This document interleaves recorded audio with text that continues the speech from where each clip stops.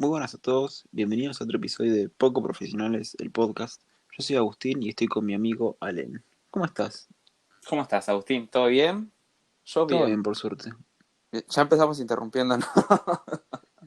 Me encanta, esta es la dinámica del programa que nos vamos pisando constantemente. Sí, claramente ya está ya completamente descontracturado. Ya Claro, día ciento no sé cuánto de cuarentena ya no nos importa la prolijidad. No, ya está. Bienvenidos a Poco Profesional. Escúchenos, o no. Claro, hagan lo que quieran. Si quieren, suscríbanse. Si no quieren, no se suscriban. O sea, que si quieren, no nos recomienden. Bloqueennos en las redes. No pasa nada. Ya, a esta altura de la cuarentena. Paréntesis, por favor recomiéndennos y escúchennos. Sí, sí, más allá de la Sí. joda, recomiéndennos. Estaba viendo que los influencers, nosotros nunca pedimos que comenten en los videos de YouTube, pero los influencers lo piden y es porque como que te mejoran el algoritmo. Entonces, como que si comentan hay más chances de que aparezcamos en el inicio de otras personas y esas cosas. Así que, nada, comenten. Aunque sea, si quieren comentar que nos odian y que el programa fue una mierda, bienvenido sea, no pasa nada, no sirve. Después vamos a debatir si le vamos a dar me gusta a ese comentario o no, pero todo sirve. Sí, menos no le den no me gusta, digamos. Esa parte del algoritmo ya no nos sirve. No, eso no, por favor. Claro. Bien. Tengo una hija que alimentar, ¿no? Sí, tenés una gatita ahora que requiere tu cuidado. ¿Cómo estás? ¿Cuánto llevas ya de padre gatuno? Eh, Creo que 3 semanas. Y, El tiempo se está haciendo borroso, ¿viste? Ya en esta época, claro, ya en este contexto en este también. contexto nebuloso. Pero se adecuó a la casa. Sí, nada más que se activa mucho a la madrugada. Está todo el día durmiendo y a la madrugada es un tornado. Sí, muy quilombera. Y estamos tratando de que no se suba a la mesada, pero ya cuando nos vamos arriba es todo libre albedrío para ella. Tuvo físicamente, yo tuve un gato cuando era muy chiquito, así que no me acuerdo, por eso es que no sé. En estos meses, ¿vos notás que crecen bastante los gatos o todavía no? Sigue chiquita. Si te soy honesto, creo que creció porque tengo otra perra que es más chiquita, que cuando llegó, la gata parecía mucho más chica que ella y ahora tiene más o menos el mismo tamaño. Así que creo que el plan de alimentación está funcionando. Bueno, bien. ¿Y cómo se lleva con los otros perros? Porque vos tenés otras mascotas. Con la más chiquita bien, no le da bola. Después la más grande la corre todo el día, ayer la rajuñó, así que estamos en proceso ¿cómo es esto? De reconciliación. Claro, están como ahí siendo mediadores. Sí, tratando de todo el día de que no se estén jodiendo. Sí, no, me imagino. Así que bueno, están ahí en el proceso de reconciliación porque medio que la lastimó Akira, a Flor. Y además tengo el problema de los nombres, de que ya me costaba con dos perras, aunque los nombres sean totalmente diferentes, de llamarlas por su nombre. Y ahora cada vez que veo alguna, tengo que repasar en la cabeza todos los nombres. Estás como mi abuela. Mi abuela, nosotros somos muchos primos y ella tiene 3 hijos y además tiene sobrinos y antes de decir el nombre de uno, digamos, hace todo el recorrido por toda la otra familia. Tipo, Alberto, no, Claudio, no, Aníbal, no, Tomás. ¿Viste? Y capaz no le pega. O sea, capaz dice el último convencido y tampoco le pega. O te habla y sin darse cuenta y te dice, ¿cómo estás, Fabián? ¿Todo bien? Tomás, abuela. Ah, sí, Tomás. ¿Hace Fabián? ¿Todo bien? Vuelve. ¿Viste? Reiterativa. Y capaz para el cumple o el Día de la Madre pueden regalarle un póster del árbol genealógico o algo así. Claro, una foto con cada uno, pero tiene fotos nuestras. Tal vez tendríamos que ponerle, etiquetarles nuestro nombre. Un fibrón. Claro, Tomás. Bueno, vamos a pasar entonces en el día de la fecha al tema que nos cierne, al tema que nos reúne, que son los documentales. Trajimos acá algunos para hablar, algunos un poco más divertidos, otros un poco más eh, con tramas un poco más serias, pero que creo que están copados. Hice la tarea, Spoiler, hay más tristes que divertidos. bueno, yo intenté ponerle un poco de onda a la introducción, pero ya veo que atacaste ahí, fuiste al hueso. Sí, hay algunos un poco más serios que divertidos, pero bueno. Yo lo que me di cuenta, preparando este programa, es que tengo muy mala memoria, porque algunos de los que vamos a hablar ya los había visto y los tuve que volver a mirar porque no me acordaba casi nada. Y me puse a pensar que de todas las series que veo y las películas, a menos que las vea tipo varias veces, me cuesta acordarme. Y me di cuenta porque me pasa lo mismo ponerle cuando arranco una nueva temporada, una serie que ya venía viendo, que tiene más de una temporada, y me di cuenta que arranco y que las temporadas anteriores no me las acuerdo. Tal vez tendría que ir al médico, no sé, no estoy seguro, probablemente, pero posta, tengo muy poca memoria para este tipo de contenido audiovisual. Sí, claro, pero ponerle que las temporadas salen un año aparte, una entre cada una, y es re complicado acordarse. Y más si la trama es complicada, o si hay muchos personajes. Sí, sí, Pero ponele, si haces una maratón y te olvidas de lo que pasó en la temporada anterior que viste hace 5 horas, ahí sí es un problemita. sí, no, sí, no, no me olvido lo que pasó, digamos, o sea, si la vengo viendo seguida no es que me olvido lo anterior, pero ponerle, si capaz que hago una maratón de una serie y la termino, después me va a costar acordarme como de la serie completa, digamos. O sea, tendría que volver a googlear. Lo mismo me pasa con los videojuegos. Con los videojuegos que tienen una trama, si no los, ponele que no sé, juego un par de horas y si no los sigo jugando a la semana o a los días, me olvido de... Tenemos un perro acá que está ladrando. Está victoriando por poco Sí, profesionales que se está muchas grabando. gracias. Pasa que la gente no sabe que tenemos un estudio nuevo y la gente nos viene, nos deja flores, como a Sandro, ¿viste? Bueno, Tenemos el coso, ¿cómo es este? El, ¿dónde ponen todos un los altar. santos? Un Estamos haciendo un altar. Ahí altar. está, tenemos un altar ahí, kilómetro 32. Bueno, y la cuestión es que no, o sea, si no sigo jugando periódicamente o con una diferencia de tiempo relativamente corta, no me acuerdo. Ponele, estuve jugando al The Last of Us, al uno ahora que salió el 2 lo retomé y lo tuve que arrancar de vuelta porque no me acordaba lo que había pasado antes. Claro, sí, pasa. Así que tengo un pequeño problema de memoria. Sí, pone los documentales que vamos a hablar, de los que vamos a hablar hoy, los vimos hace tiempo. Yo no pude reverlos por tema de tiempo, Claro, no hiciste la tarea, está pero bien. claro, claramente es una falta de responsabilidad Sí. tremenda que estoy teniendo para con el programa, pero bueno, estoy tratando de hacer lo mejor posible. Vamos a ver, me parece que vamos a tener que llamar un suplente algo. No, pues, un reemplazo. Gente, si tienen un currículum y tienen experiencia, lo dejan en los comentarios, también nos va a servir para el algoritmo. Próximo programa, hola, soy Nicolás. Bien. Bueno, ahí no los pudiste ver, pero te los acordabas más o menos. Sí, sí, porque yo tengo memoria. Ah, me tiraba el... Bien. No, no, tengo la sinapsis ahí a full. Claro, tus neuronas todavía funcionan. Bueno, la mía ya no, ya está. Bien. Ok, ¿te parece que empecemos hablando con Dime quién soy? Y vamos a empezar con Dime Dale, quién me soy. parece, bueno. Vamos a empezar con Dime quién soy a partir de este momento. Bueno, Dime quién soy es un documental que no sé si me podrás decir en qué año salió. Creo que salió el año Eh, pasado. O este sí, año, salió en el 2019. Salió. salió en el 2019. La historia de dos gemelos, uno de los cuales sufre un accidente y tiene una pérdida de memoria.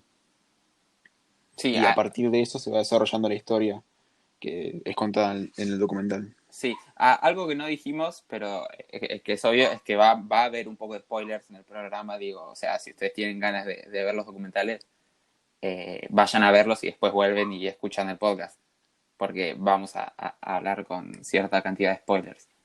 Tampoco, Claro, si no este programa se llamaría Intro de Documentales. claro, y tendríamos que hacer una parte 2 y todavía no estamos para eso. Bien, este documental, te digo que a mí me gustó muchísimo. Creo que de los que vamos a tratar en el programa, del día de la fecha, es el que más me enganchó. Sí, cuando lo arrancás no lo podés soltar, o sea, es bastante atrapante. Y la historia es muy interesante. Y bueno, como se va desenvolviendo es bastante orgánico también. Sí, sí, porque te van mostrando, digamos, la perspectiva. Porque, digamos, los hermanos son dos, son Marcus, y acá los tengo anotado, y el otro es Alex. Alex es el que pierde la memoria por un accidente en bici, si no me equivoco, en bici En o en moto, ¿no moto. es? O en moto, en moto, en Motocicleta, moto.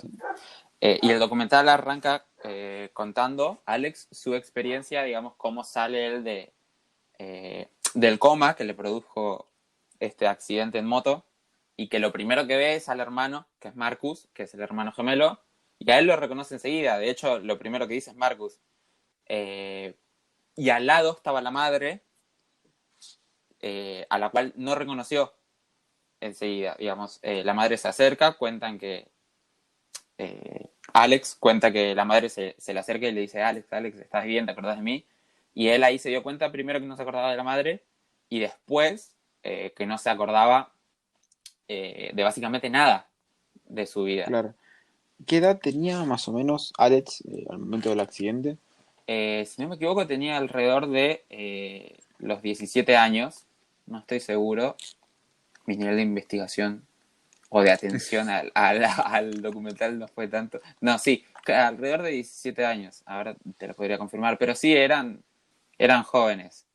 No, 18, perdón, le erré por uno.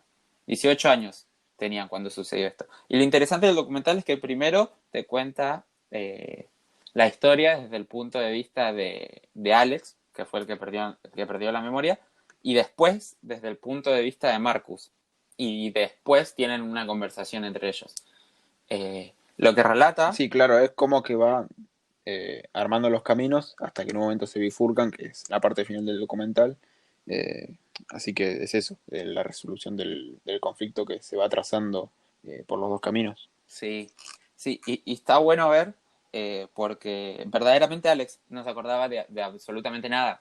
De hecho, Marcus empezó a enseñarle desde lo básico, digamos, esto es una mesa, esto es una silla, acá comemos, acá dormimos, nosotros estamos acá, nuestros padres hacen esto. Y comencé explicándole esas cosas básicas, a volver a andar en bici, y después ya un poco más complejas, que eran, por ejemplo, a dónde se habían ido de vacaciones, cuáles eran los amigos que tenía, ¿cómo se llama? Alex, antes de perder la memoria, quién era su novia, digamos, relaciones más interpersonales. Y lo que cuenta Alex es que confiaba ciegamente en Marcus. Digamos, absolutamente todo lo que él le decía, él lo tomaba como la verdad absoluta y que sin cuestionarlo. Y después vamos a ver por qué esto fue lo que terminó generando la trama central de lo que es el documental a la que ya vamos a llegar. Sí, claro. Alex cuenta también que sentía que Marcus tenía una relación extraña con la madre, al punto de que en un momento del documental cuentan del fallecimiento de su madre y que, que Alex se lo toma, bueno, como se tomaría el fallecimiento cualquier persona de un ser querido tan cercano como es un padre. Sí. Pero Marcus no emitió ningún gesto. Y eso le pareció extraño e hizo que se empiece a cuestionar qué pasó, qué llevó a esa reacción. Claro, sí, que era lo que estaba sucediendo. Y de hecho antes había fallecido el padre, también de ambos, y el padre, durante este periodo después del accidente, incluso tuvo una relación muy distante con los hijos, al punto de que, por ejemplo, ellos cuando salen del hospital llegan a su casa y el padre no había, o sea, digamos, no, ni se inmutó con el regreso de su hijo que había estado inconsciente, que había estado en coma por un tiempo, y mantienen esta relación distante, y cuando muere les pide perdón a ambos hijos por haber sido así, y Alex, que es el que había perdido la memoria, al verlo moribundo le dice que sí, que lo perdonan. Pero el otro, Marcus, el gemelo, le dice que no, que no le iban a perdonar. Y ahí es donde Alex lo increpa a Marcus, lo interpela y le dice, ¿cómo le vas a decir a un hombre moribundo que no lo perdonás? ¿Por qué? Y él le dice, porque tengo mis razones, y ahí se ve de vuelta que Alex ni siquiera lo cuestiona y dice, bueno, tendrá sus razones, y no indaga más sobre por qué no lo está perdonando. ¿Sí? Claro, Marcus lo fue llevando por un camino que lo iba alejando de las cosas que el documental va como diciendo que él vivió, para que es como un borrón y cuenta nueva, de algún modo. Sí, sí, claramente. Y Y digamos que Marcus tiene una responsabilidad enorme porque es el encargado de reconstruir la vida de su hermano. Básicamente vos pensás que lo tenés digamos, era un lienzo en blanco al momento de despertarse, Alex, porque no recordaba verdaderamente absolutamente nada. Sí, claro, solo sabe que su hermano era su hermano y que era el único en el que podía confiar en ese momento. Sí, bien. Y todo esto que fuimos mencionando más o menos se relata en lo que es el acto uno del documental, que es narrado desde la perspectiva de... Ay, se me confunden los De nombres, de Alex. Alex, sí, de Alex, del que sufrió el accidente. Y luego tenemos el segundo acto, que es el que lo que nos cuenta Marcus, ¿no?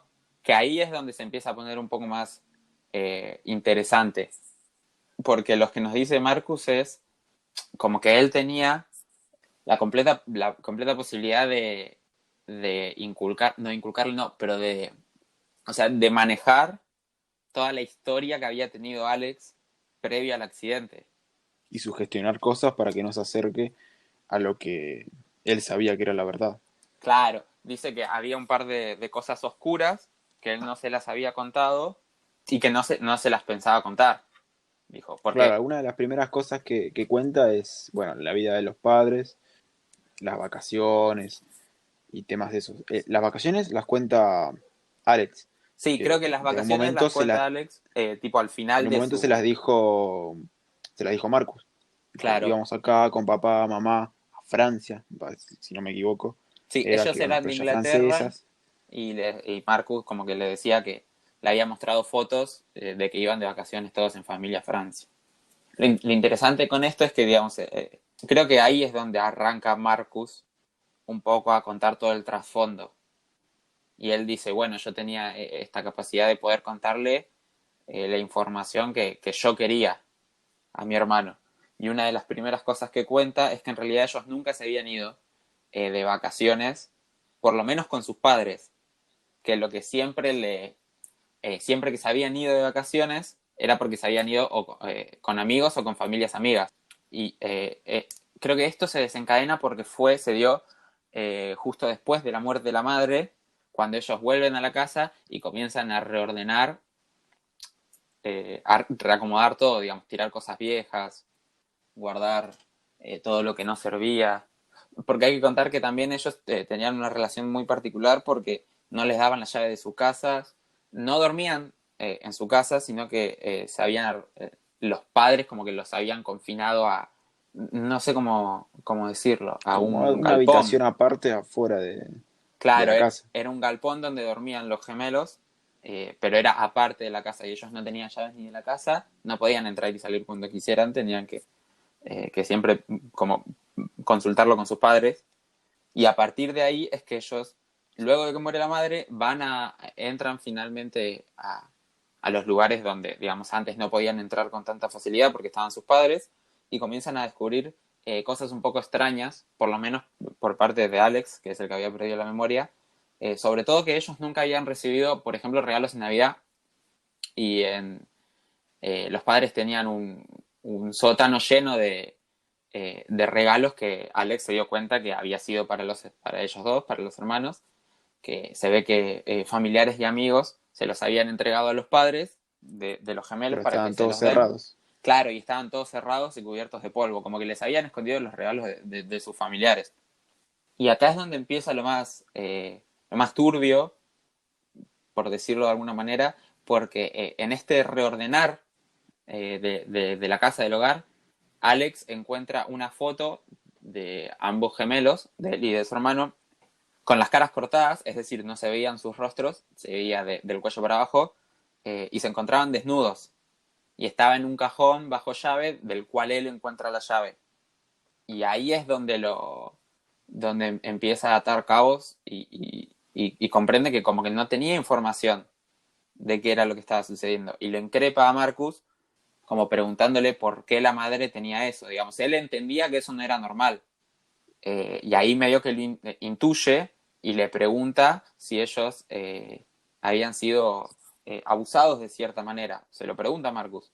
Y Marcus lo mira y le dice, como sollozando, le dice sí y se va. Y nunca más volvieron a tratar el tema. hasta el inicio del documental. Que, Claro, o sea, hasta el momento de grabarlo nunca más lo habían hablado. Y es muy loco, porque vos pensás que, eh, suponete que tenés amnesia, te olvidaste todo lo que pasó previo al accidente. ¿Cómo haces para, para confiar en tu hermano si una de las cosas más importantes no te las dijo? Vos pensás que el único sustento que tenía Alex era confiar en Marcus. Y ahí, ¿cómo haces? ¿Cómo haces para confiar en alguien en quien venías confiando y es la única persona con la que vos venías, en la que venías apoyándote y ves que tu único soporte tampoco te cuenta todo tal como fue?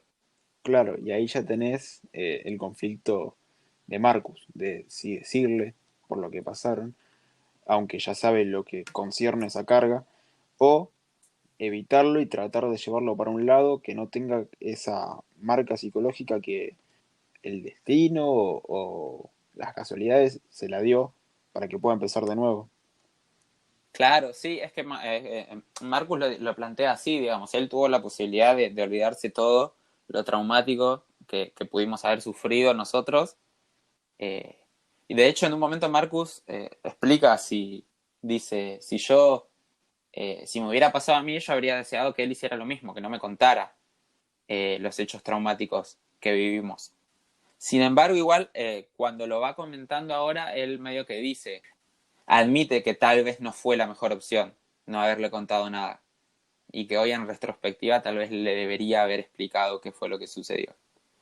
Pero que en ese momento no lo hizo porque lo quería proteger y que él mismo se terminó creyendo esa mentira de que habían tenido una familia normal, porque digamos, él encontró refugio en la mentira que le creó a su hermano para que su hermano viviera bien. Y está bueno. Sí, Sí, bueno, quería comentar que el tema de los abusos no solo estaba restringido al abuso que sufrían por parte de la madre, sino que la madre también mandaba gente o los mandaba a ellos a casa de adultos a que, bueno, fueran abusados también. claro, sí, esto lo cuenta Marcus, digamos, ya cuando va llegando al final del documental, ellos primero cuentan uno su versión y cuenta, primero la cuenta Alex, luego la cuenta Marcus, y luego los enfrentan, y ahí medio que Marcus le dice que no tiene el valor para comentárselo en la cara, pero que sí, dentro del mismo documental, ya lo habló a la cámara. Entonces se lo muestran el archivo por video a Alex. Porque para el momento del documental Alex seguía sin saber. Y ahí es donde le cuenta esto que vos decís, que la madre no solamente abusaba de ellos, sino que los padres que eran de la aristocracia, más precisamente la madre, eh, los compartía, entre comillas, dice él, con sus amigos de la aristocracia. Claro, Y ahí es donde, dentro del documental, nosotros vemos cómo es que Alex se entera de todo lo que sucedió. Y ahí es donde le hace una pregunta que es muy buena, que es ¿cómo hicieron para parar? Le pregunta Alex a Marcus. Y Marcus comenta que una vez que la madre estaba haciendo este procedimiento, que lo llevó a la casa de un artista amigo, eh, y cuando la madre lo dejaba solo, y él se iba a quedar durante toda la noche ahí. Pero antes de que sucediera cualquier cosa, Marcus se termina negando y se escapa. Y se vuelve en tren a su casa a la madrugada. Al otro día en el desayuno, la madre lo ve, que estaba ahí, se sorprende. Y ahí, esa fue la última vez que la madre predispuso, los dejó a la deriva para un abuso. claro, ya como que sintió que mermó el poder que tenía sobre ellos, más sobre Marcus, que bueno, en algún momento iba a pasar con Alex. Ya no, ya no le podía hacer eso. Que ya de por sí Claro, estaba mal desde del primerísimo primer momento. sí, porque no solamente los abusaba de ella, sino que también los compartía. Pero lo que es interesante es cómo fue todo sin mediar ningún tipo de palabra. No hubo confrontamiento con la madre, no es que le dijeron, no vamos a hacer más esto o entendemos que esto que nos haces está mal.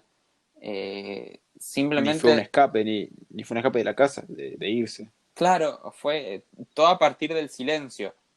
Y la madre lo vio y que Marcus había vuelto y nunca más cometió esos terribles actos. Y es increíble porque no hubo mediación de la palabra, en ningún momento. Digamos, nunca lo hablaron con su madre.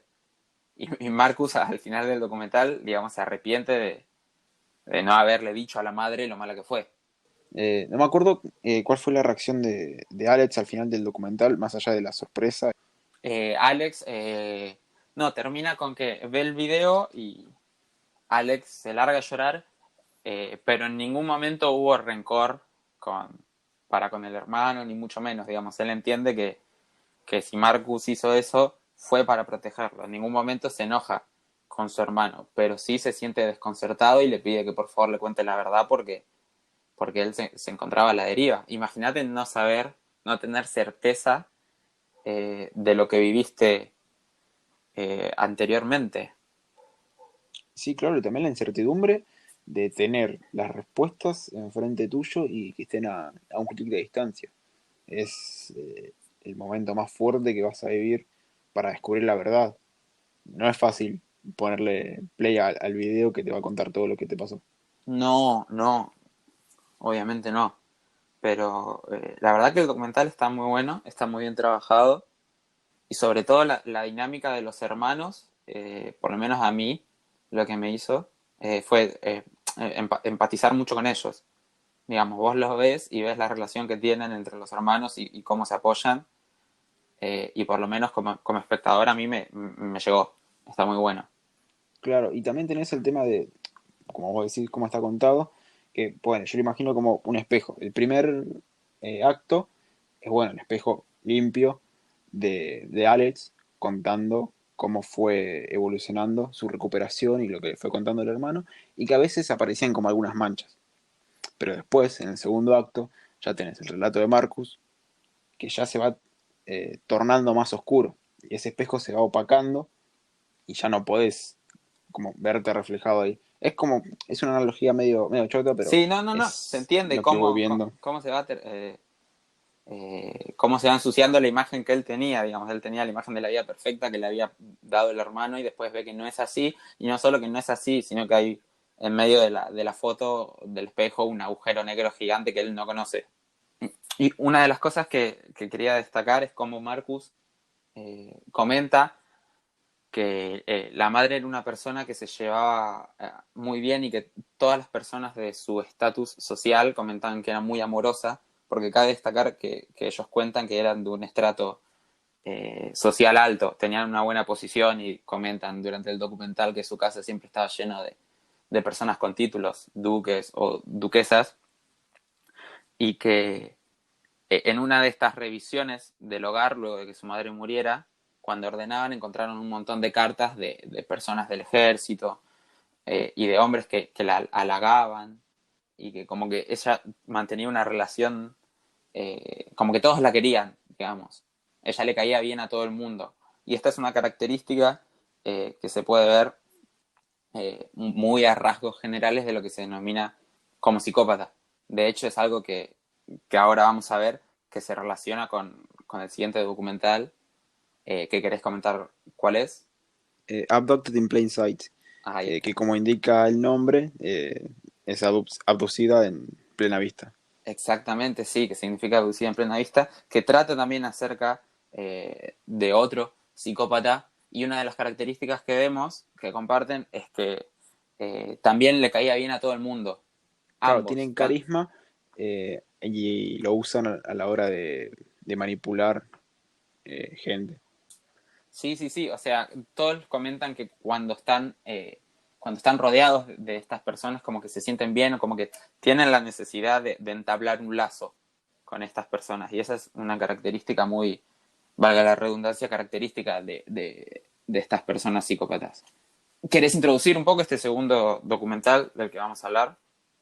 El segundo documental del que vamos a hablar cuenta la historia de Jam Breber, que bueno, es la chica que en cuestión fue secuestrada por su vecino, Robert Berchtold, tienen mucha importancia los padres de esta chica, que son Mary Ann y Bob Breber, y cómo Robert los fue llevando por un camino de manipulación y, de cierto modo, de un sentimiento de seguridad para con su hija, al punto de que le confiaban que fuera de viaje con él Sí, sola. sí, como lo que veníamos diciendo, este señor del que vamos a hablar, Robert Berchtold, que termina siendo el secuestrador de Jan Brewer, era un psicópata y tenía también la capacidad de caerle bien a todas las personas con las que se encontraban. Y era nuevo en el vecindario eh, de los Brewer y dice que les cayó bien al instante y que entablaron una profunda amistad entre ambos matrimonios, entre los padres de Jan y el matrimonio de Brewer. Sí, claro. No olvidemos que Jean tenía una o dos hermanas también. Dos hermanas tenía, dos más pequeñas. ¿Era más pequeña? Sí, ella era la más grande. El tema es que Robert empezó a interesarse profundamente por Jean. Lo que sucedió, básicamente la trama del documental nos pone en la piel cuenta con los testimonios tanto de Jan Brewer, que es la víctima en esta historia, y de sus padres y sus hermanas. Todos ellos participan en el documental y comentan. Y todos coinciden en que esta persona era muy carismática y que su matrimonio muy rápidamente se hizo amigo del matrimonio de Robert Berchtold, pero que como que había algo extraño y esta familia cada vez, particularmente Robert Berchtold, como que se inmiscuía más, se adentraba mucho más en lo que era la casa de Mary Ann y Bob Brewer. A tal punto, digamos, que ellos notaban que había como cierto favoritismo por parte de esta persona con su hija, Jan, que era la mayor de tres hermanas. Tenía dos hermanas menores. Y esta característica de que él era una persona que rápidamente se ganó la confianza de este matrimonio, es muy importante porque, ¿qué pasó? Es lo que en esta historia va a terminar desencadenando toda la trama, porque al confiar tanto en él, él comienza a llevarlos para los lugares a los que él quiere, ¿sí? Comienza a manipularlos. Su objetivo principal era estar cerca de la hija mayor, como decíamos, de Jan. A tal punto que él logra que Jan, quien compartía habitación con sus dos hermanas, la convence de que ella necesita privacidad y hace que construyan una pared, digamos, los padres y el mismo, Robert, para darle una habitación separada, digamos, a Jan de sus hermanas. Y acá es donde, esto es lo primero que se nos cuenta y acá vemos para dónde va a ir el asunto porque es todo muy extraño. Él mismo se ofrece y él mismo participa en la construcción de una pared para que Jan tenga su propia habitación. Y ahí vemos cómo la va aislando de, de los demás. Una cuestión que va a ser muy importante para lo que vamos a mencionar es que con este carisma que él tiene, logra logra destruir básicamente el matrimonio de los padres de Jan. Primero porque ya llevaban un tiempo de casados, comentan que ya llevan más de 10 años de casados, y que lo primero que hace es como endulzarle el oído a la madre de Jan, a Mary Ann. Lo que termina sucediendo efectivamente es que Mary Ann engaña a Brewer con este señor, con Robert Birchall. Y no solamente eso, primero manipula a la madre de Jan y luego termina manipulando al padre, que en un momento salen a pasear, lo va a buscar al trabajo y salen a pasear, le dice como que salgan a distenderse y comienza a contarle que tiene como ciertas asperezas con su propio matrimonio, Robert, y lo va llevando y lo convence de hacerle una masturbación. Es decir, lo convence de que el padre de Jan lo masturbe a él. Y cuando nos da el testimonio del padre de Jan es muy fuerte porque dice que, digamos, él nunca había sentido ninguna inclinación a que le gustaran los hombres, ni a cometer un acto sexual con un hombre, nunca había sentido ese deseo, pero cuando estaba con él, con esta persona, con el psicópata, eh, digamos, lo fue llevando y lo terminó haciendo. Y ahí vemos cómo va convenciendo a cada uno de los integrantes y los va derrumbando psicológicamente. Es muy interesante el testimonio que da el agente del FBI, a quien también entrevistan, que fue el que en su momento se encargó de seguir este caso, y que es que dice que Robert veía a los padres de Mary Ann y a las... No, cualquiera, perdón. A los padres de Jan y a las hermanas de Jan como dominós a los que él tenía que derribar para llegar a la última pieza que era Jan. Bueno, hay un momento importante que es como el punto de partida a la obsesión con Jam por parte de Robert, en el que van de viaje, los convence a los padres de llevársela a Jan de viaje a un parque, me parece que era, y que iban a volver al atardecer o a la noche. Así, iban a volver en el día. Y bueno, lo que pasó es que no volvieron. Y no volvieron, y no volvieron. Y pasó bastante tiempo antes de que regresaran. Lo raro es que, teniendo en cuenta lo que pasó, no cortaron lazos con cosas, no cortaron la relación con el vecino. Sí, sí, no, es que ese es el tema. Esto que vos comentás fue el primer secuestro que tuvo Jan por parte de esta persona, como que los convence a los padres de sí, no, vamos a salir un rato con Jan, y se la termina llevando. Y los padres no denuncian primero cuando pasa un día, cuando pasan dos, y creo que como a la semana recién efectúan la denuncia de que la hija estaba desaparecida. Y digamos, el agente del FBI comentaba que no podía entender, porque ya les había llegado el caso, pero ellos no hacían la denuncia. Y dice, no, que no podía entender qué era lo que pasaba por la mente de esos padres, que no hacían nada. Y que él decía, como que les comentaba, señores, su hija está secuestrada, tenemos que ir a encontrarla. Y ellos, bueno, finalmente, con el pasar del tiempo, acceden a llamar a las autoridades. Y finalmente, luego de un par de días de búsqueda, encuentran el auto donde se lo había llevado, que estaba, dice, comentan, lleno de sangre y con el vidrio roto, como si alguien hubiera intentado secuestrarlos, digamos.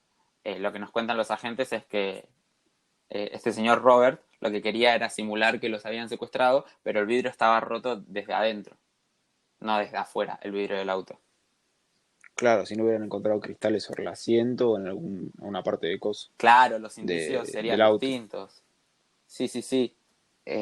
Bueno, finalmente la terminan encontrando y lo que nos cuenta Jan en el documental es que durante ese tiempo, primero que pasó la mayor parte del viaje dormida, porque él le daba pastillas que decía que eran las pastillas que tomaba regularmente ella para sus alergias, pero eran somníferos, le hacían que se durmiera. Eso por una parte. Y por otro es que ella comenta que se despertó en un momento y estaba atada a una cama y que había una radio al lado con voces medio raras que le comentaban que eran extraterrestres y que ella era mitad extraterrestre y mitad humana y que tenía que, eh, para salvar el mundo, tenía que tener un hijo con este señor, con Robert. Y ahí es donde él Te empieza. juro, me había olvidado de esta parte del documental.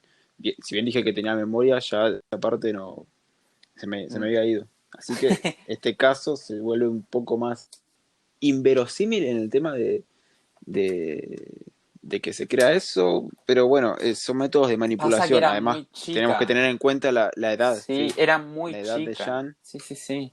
Y sobre todo que, digamos, ella estaba con alguien con quien confiaba. Él ya se había ganado la confianza de esa familia. Y al momento de secuestrarla, bueno, le crea digamos, crea ese mensaje como si fueran aliens, que ella tenía la misión de tener un hijo con él. Además, tenemos que pensarlo también en contexto, no es la época que estamos viviendo ahora, que tal vez uno tiene un poco más de acceso a información. eran años un poco más difíciles para tener esa información. Y era una niña, porque es lo que era. Una niña y que este mensaje, bueno, ella se autoconvence de que ella tiene que tener un hijo con él.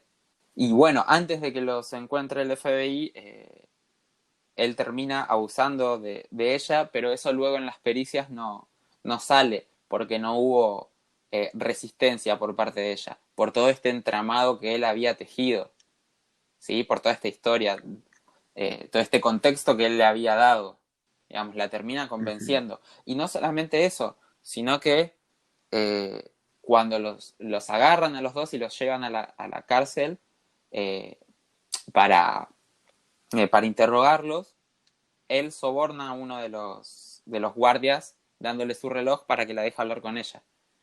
Y él va y habla con ella y le dice que hay 3 o 4 cosas como que no debe nombrar si le interrogan, y que era eh, que habían tenido contacto con los extraterrestres, otra era la misión que les habían dado esta de tener un hijo, y que les habían hablado los extraterrestres, digamos, les dio como unos puntos clave que impedían que ella hablara de lo que había sucedido. Y ella obviamente terminó creyéndose con su inocencia que eso era lo que había pasado. Y ella termina tan convencida de esto, de que a ella la liberan obviamente, y con el pasar del tiempo se empieza a distanciar de su familia porque ella sigue teniendo la idea de que tiene esta misión que cumplir con Robert.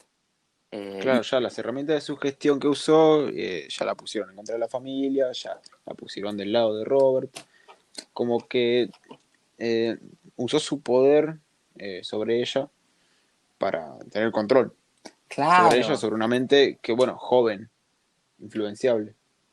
sí, sí, digamos, o sea, claramente se aprovechó.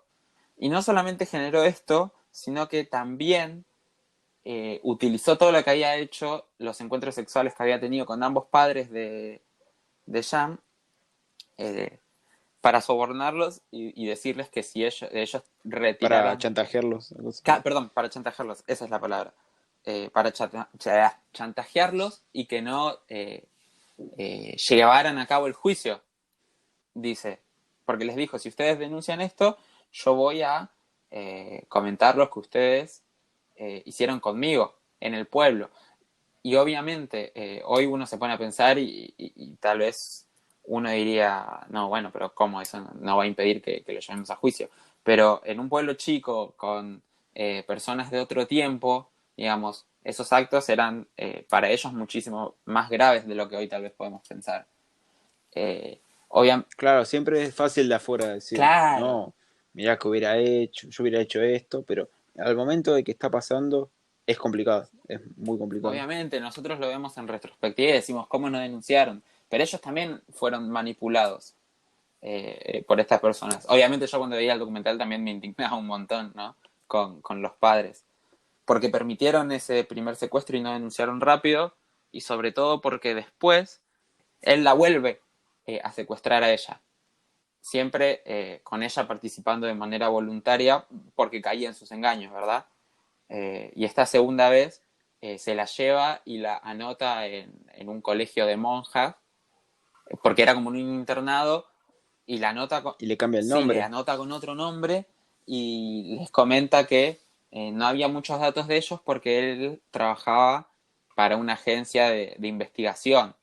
creo que la CIA o el Sí, FBI tiró algo era así. alguna de las dos, de la CIA o del FBI. Entonces lo que sucedió es que, primero que tardaron como, yo me asombraba porque tardaron como 104 días en, en encontrarla, esta segunda vez que ella misma se escapó con él. Tardaron en encontrarla y la encontraron en este internado, y él armó toda la historia a tal punto que las personas que se encargaban del internado, cuando vieran que llegaban los del verdadero FBI para hablar con Jan y para llevarla con sus verdaderos padres, va con sus padres, para que estas personas creyeran que, bueno, deben ser enemigos del verdadero padre de Jan que nos la dejó a cargo. ¿Se entiende? Claro, en ese lapso de 104 días, creo que hubo una vez que Jan llamó a los padres, y está el audio me parece, de la Sí, llamada, que dice por favor volver a casa y ella dice no, yo estoy feliz, con Robert, a dónde estoy. Sí, los padres le suplican que vuelva a la casa y ella dice que no, que solamente llamaba para ver cómo estaban y que los saluda y que ya está. Digamos, ¿hasta qué punto le destrozó la psiquis de que ella sentía verdaderamente que tenía que estar con él siendo una nena tan chica y él un depravado de 40 años tenía más o menos? Un depredador, Sí, sí, sí. sí, claramente. Y lamentablemente ese no es el caso más complicado de secuestro de este documental, porque en un momento Robert se la lleva a México, Es verdad. a Jan, y tiene la cara de llamar al padre para que le firme el permiso para que Jan se case con él en México. Claro, porque la edad que tenía Jan, que si no me equivoco era la primera vez que se la llevó, que era 12 años, digamos, en México tenía edad legal para casarse, pero en Estados Unidos no. Entonces el padre tenía como que aprobar, ellos ya estaban casados en México, pero el padre de Jan tenía que aprobar que ese casamiento era legal en Estados Unidos si quería que le devolviera a la hija. Sí, no, es tremendo. Y las autoridades tuvieron que hablar con autoridades de México y fueron y le derribaron la puerta y lograron traerlos. Pero es tremendo, sobre todo cómo fue manipulando todo a tal punto que nadie podía hacer nada y que todos se sentían mal consigo mismos. Imagínate que a los padres les desapareció la hija por segunda vez y vos los ves y no hacen nada para denunciarlo, para encontrarlo, eh, y todo por todo el daño que les había causado esta persona, cómo jugó con su psiquis. Claro, hay cartas o fragmentos de cartas también de Jan, de cuando Robert creo que estaba en prisión, que se puede ver toda la manipulación que había sufrido.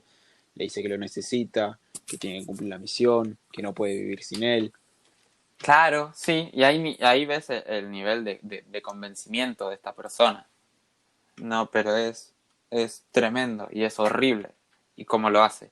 Pero bueno, se establece el paralelismo que comentábamos antes con los psicópatas siendo personas que pueden convencer y caerles bien a las personas que los rodean y que las personas quieran rodearse de ellos y acercarse a ellos. Y de hecho, esta no era la primera vez que Robert eh, intentaba casarse o secuestrar a una niña. De hecho, ya lo había intentado otras veces y se había tenido que mudar porque los padres los habían descubierto y habían alejado a sus hijas de él. Claro, en Estados Unidos está esto de que si tenés estos casos, bueno, de pedofilia o de abuso, estás registrado como abusador y como que no te permite mudarte a cierta distancia, un colegio, y avisan a las familias bueno, del estado de esa persona, de que es un pedófilo o es un abusador. Sí, claro, los tienen como más vigilados. No, no sé si estaba en ese momento, pero bueno, No, dato de color. sí, no, pero es indignante y es tremendo. También habla el hermano de él y comenta que lo contrató un tiempo porque él vendía autos, el hermano del acusado, del criminal, y, y dice que tenía una capacidad, lo que veníamos hablando, una capacidad de convencer a las personas y que podía vender cualquier auto, digamos, siguiendo esta línea de poder manipular y que las personas hagan lo que él quiere. Finalmente, el documental termina, ella vuelve a su casa y pasados unos años, ya cuando tenía alrededor de 16, quiere ir como a un internado de ballet. Ya para esta altura estaba preso. Finalmente habían decidido hacerle un juicio y ya estaba preso el acusado, Berchtold. Y ella va a un internado y se enamora de un chico y sigue teniendo este miedo de que ella debería estar cumpliendo su misión y que si no algo malo le iba a pasar a su familia. Y cuando se da cuenta que se está enamorando de un chico, llama a la madre y la madre le dice que sus perritos se sentían mal. Entonces justo se dio la casualidad de que ella creía que sus perros se sentían mal porque ella se estaba enamorando de otras personas. Y al otro día la madre la vuelve a llamar y le dice que no se preocupe, que estaban mejor. Y ahí es donde ella empieza a poder rearmar su camino y toda su psiquis, todas las ideas que tenía y a pensar bueno, si están bien y a mi papá no le pasó nada, y a mi mamá y a mis hermanos no le pasó nada, y mis perros eh, están bien, tal vez no sea verdad esto que me contó y tal vez no pase nada si yo puedo rearmar mi vida con otras personas y enamorarme. Claro, también hay que meter el tema de los medios. Ponele, tuvo un seguimiento y salió la noticia de esto. Bueno, la secuestró 3 veces, pero bueno, ya está preso, ya está todo solucionado. Y no es así, ya cuando el foco se va de la chica esta, quedan los problemas psicológicos que hay que afrontarlos y iniciar un proceso de recuperación, porque como vos decís, tenía 16 años ya, cuando todavía se planteaba esta idea de si rearmar su vida, no alrededor de Robert, de este depredador, era correcto. Claro, sí, sí, sí. Y es que la destruyó completamente. Una de las frases que yo tenía anotada y que rescataba es que todos los días de su vida ella dice que de la persona que más se quiere olvidar, que es este Robert, eh, qué ironía que sea de las personas que más recuerda durante el día, todos los días de su vida. Obviamente, porque las secuelas con las que queda son terribles. Y, y ya de grande volvió a hablar con esta persona cuando volvieron a ir a juicio y se ve en las cámaras como ella le dice que cómo se atreve a estar ahí y a negar todo lo que hizo en frente de los jueces y lo terminan determinando culpable otra vez. Pero Como debe ser. sí, sí, pero es tremendo. Es tremendo. La verdad que ambos documentales que veníamos hablando eh, están muy buenos. Me sorprendió sobre todo la calidad y la producción que tenían y lo bien planteados que están y cómo te cuentan las historias. Son muy buenas producciones, más allá de la propia historia que cuentan, que han sucedido de verdad. Están muy bien producidos, me gustaron mucho. Claro, y no le tiran como eh, toda la culpa a los padres, sino que te ponen que el tipo hacía eso y lo hizo anteriormente y que bueno, era un psicópata, que bueno, estaban manipuladas, nadie en su sano juicio hubiera actuado de la manera que actuaron los padres si no estaban bajo ninguna manipulación. Claro, sí, sí, sí, exactamente. Uno desde este punto de vista puede ser qué carajo están haciendo, puede decir, pero ves el daño que les produjo esta otra persona y la verdad que se puede llegar a entender por qué actuaron como actuaron. Otra producción que está buena, que de las que hoy estamos hablando, ya no, en su momento estuvo en Netflix, pero ya no se encuentra en la plataforma. La pueden encontrar por internet, si la buscan, que se llama Tickled, pronunciado mal, pronunciado bien se llama Tickled, pero de lo que trata es interesante la premisa, es porque es un investigador perdón, un periodista que investiga, que se empieza a encontrar con eh, como luchas de cosquillas. Bueno, este periodista se empieza a topar con videos de gente que está siendo sometida a cosquillas, o sea, está siendo cosquilleada, y si en un primer momento lo pinta como gracioso porque la gente se está riendo, diciendo, bueno, están pasando un buen rato o algo así, puede ser una tortura también, pero Claro, es que lo vos lo raro, ves y decís, bueno, se están haciendo cosquillas, no está haciendo nada, uno se está cagando de risa, el otro le hace cosquillas y la pasa bien. Es medio raro a la vista, pero dentro de todo no tiene nada malo. sí, claro, y encima le pagan, Claro, dice, bueno, entonces se empieza a investigar, dice, supuestamente había como un campeonato de eso, y se va metiendo. Empieza a entrevistar gente que participó de eso, empieza a encontrar lugares donde hacen esos videos, jóvenes que se iban a postular para eso, y todo se empieza a tornar cada vez más raro. sí, se empieza a tornar cada vez más raro y comienza a ver que no solamente estaban, digamos, había personas a las que se las ataba para hacerle cosquillas, luego había otras categorías, lucha de cosquillas, y empieza a ver como que hay como un entramado gigante detrás de lo que él creía que era, digamos, como competencias aleatorias de, bueno, a algunas personas particulares en distintos puntos les gusta esta actividad de hacerse cosquillas entre sí o disfrutan, tienen placer. Pero ve que hay todo como una red que cada vez empieza a ser más grande, donde hay competiciones, donde hay personas que se registran, que se mandan videos, que le mandan videos a empresas de ellos siendo cosquilleados, no sé ni cómo es el verbo, siendo cosquilleados por otras personas. Entonces empieza a indagar y cada vez se va acercando más y empieza a resonar el nombre de una persona que es el mismo sujeto que está como detrás de todos los eventos o de todas las páginas que se relacionan con esta actividad de hacer cosquillas. Y el asunto se empieza a poner cada vez más turbio y cada vez más oscuro y cada vez hay, aparecen gente que envía sus videos o firma ciertos contratos para hacer cosquillas o para que le hagan cosquillas y no recibe la remuneración que tiene que tener y él va averiguando y se va poniendo en contacto con personas que participaban en esto y las entrevistas. Y tenemos que tener en cuenta que no era la época que tenemos hoy, que la tecnología está tan a la mano, así que eh, como que era un poco más difícil de indagar, pero va descubriendo cosas un poco más oscuras y gente que le manda mails diciendo que deje de investigar, que deje de centrarse en eso y cada vez todo más turbio, decís, esto que arrancó como un documental sobre cosquillas se puso demasiado intenso de repente. Claro, seudónimos, diferentes nombres, diferentes mails que llegan amenazas. Había una que le habían entrevistado, una a uno.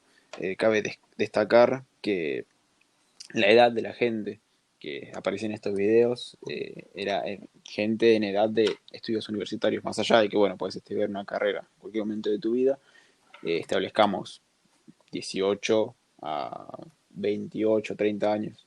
¿Por qué? Era gente que necesitaba plata. Claro, sobre todo se anotaba eso, es verdad, gente que necesitaba plata y decía, bueno, me someto a que me hagan un par de cosquillas o vaya a hacer un par de cosquillas y es que lo ves como plata muy fácil, digamos, si Sí, andas porque lo decía, necesitando. mira, una boludez me pagan por hacer esto. Sí, lo que menos esperaban es que detrás de todo ese negocio eh, hubiera digamos, un sujeto morboso que disfrutaba de ver, básicamente que es lo que trata el documental, que organizaba estas cosas porque disfrutaba de ver personas haciendo cosquillas y siendo objeto también de cosquillas. Claro, más allá de que, bueno, los fetiches son partes de la vida sexual, esto ya era una obsesión. Claro, sí, además usaba, o sea, una cosa es el fetiche, otra cosa es usar a otras personas para cumplir tu propia fantasía, ¿se entiende?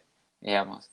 Sí, había uno, no me acuerdo si era un hombre o una mujer, que contaba que había ingresado había empezado a hacer estos videos y le empezaron a llegar regalos y cosas caras y dinero, hasta que en un momento quiso dejar y le empezaron a llegar amenazas, amenazas de juicio, amenazas de que no podía dejar, de diferentes mails, pero había uno que era de una mujer, me parece. Esto es todo muy por arriba porque es el documental como que más o menos no nos acordamos Claro, sí, tanto, pero que es este es el interesante que más comentarlo. flojo tengo porque no lo vi para preparar el podcast, sino que lo vi por mi cuenta.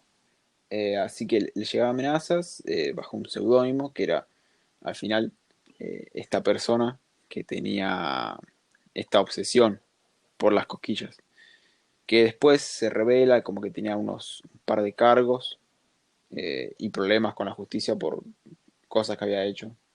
Pero bueno, esta es más parte, no análisis, sino como recomendación.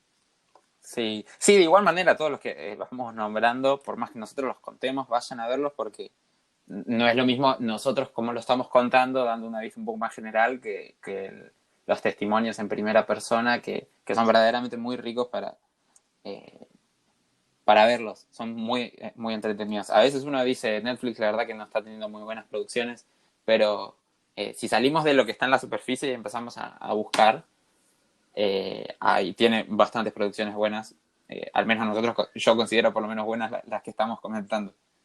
Bueno, el último documental que me gustaría mencionar es uno ya no de tintes tan serios como los anteriores, sino que se trata de uno que es de un festival que no se realizó. El documental se llama Fire y el festival que se iba a realizar iba a llevar el mismo nombre. Este festival iba a ser súper exclusivo, fue muy caro y lo que se prometió no se fue cumpliendo por cosas que fueron narradas en el festival. Eh, pero su organizador siempre se lavó las manos. Este organizador del festival eh, tenía un emprendimiento ya, por lo que los inversionistas tenían cierta confianza con él. Así que Claro. no fue difícil para él obtener dinero.